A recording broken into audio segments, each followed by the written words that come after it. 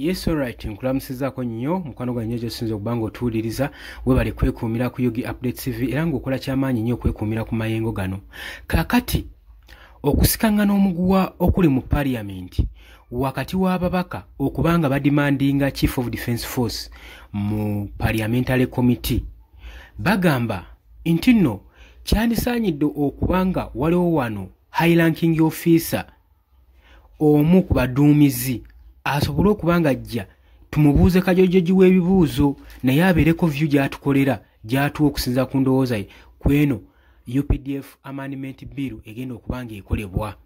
Sinakina kyokka ababaka ba Parliament badde beetaaga General Muhoozi Kainerugaba abeere ng'ajja annyonnyola akana n'akataano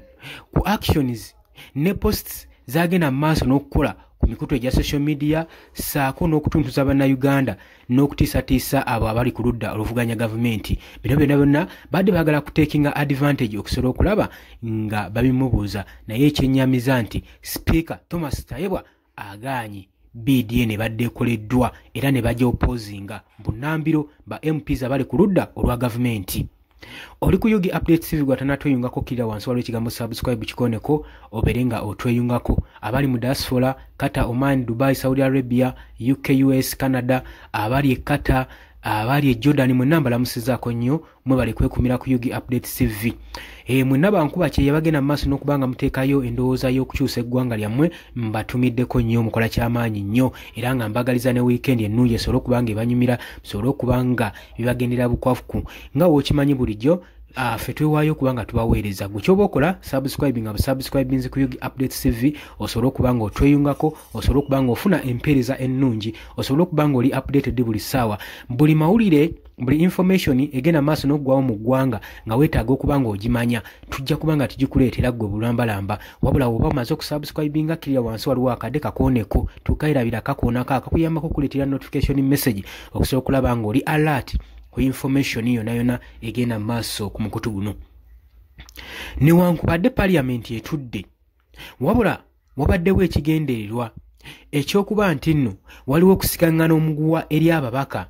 nga MP Namboze Bakireke abadde mu Parliament yaleese ekiteeso kino ng'agamba nti nno kyandibadde kirungi nga bwe tugenda okubanga tuyisa amendment UPDF bill asobole okubanga waliwo at least CDF mulamba yabaabeera tumubuuze kajojoji w'ebibuuzo tusobole omubuuza ye view ye eri etya okuyisa etteeka lino oba ebbago lino naye kimugjeeko enviri ku mutwe. Wabula kibamazeeko enviri ku mutwe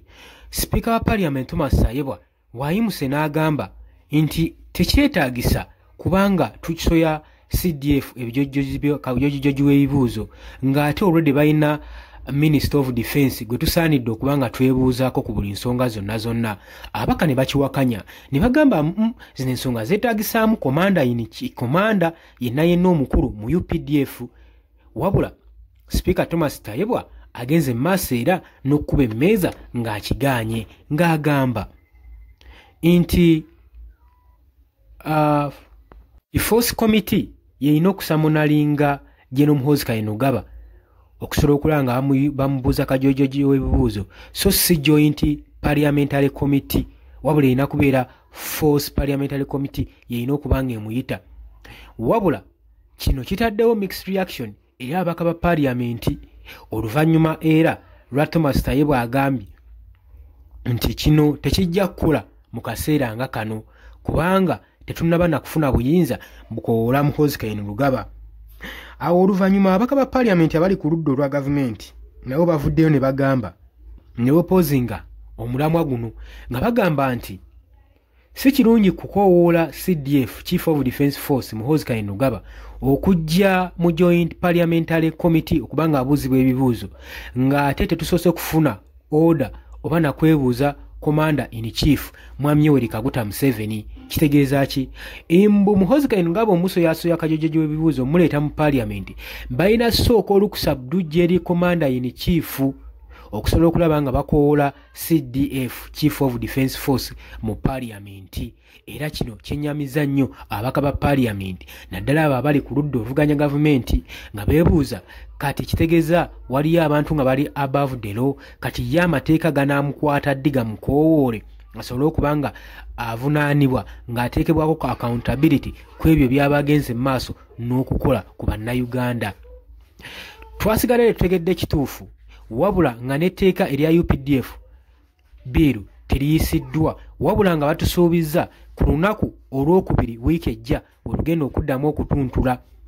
Olutula lugenda okuddamu okunywa okusobola okulaba nga basalawo eiza biiru eno eyisibwa oba teyisibwa. Wabula ababaka ba paaliyamenti abamu naddala ono ow'e Nakaseke Central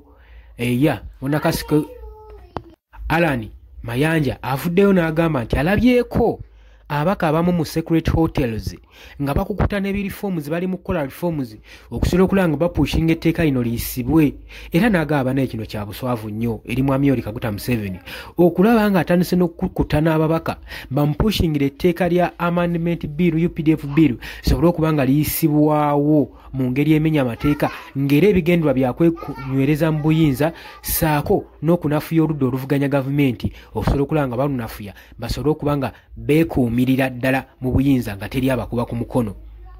Oli ku Yogi Update TV kosinza obanga otuwuliriza nagambye gwagala otoyungako kirira wansi waliwo ekigambo subscribe, wabula gwagala okubanga olanga naffe nkutegeeza osobola okujja mu comment section, comment ejja kubeera bibwa nnyo tukubuulire engeri gy'ogenda okukolamu okubanga otuukako osobole okubanga tulanga naawe. Oli ku Yogi Update TV mbaagala nnyo era nga mbaagaliza olunaku olulungi. Mweraba.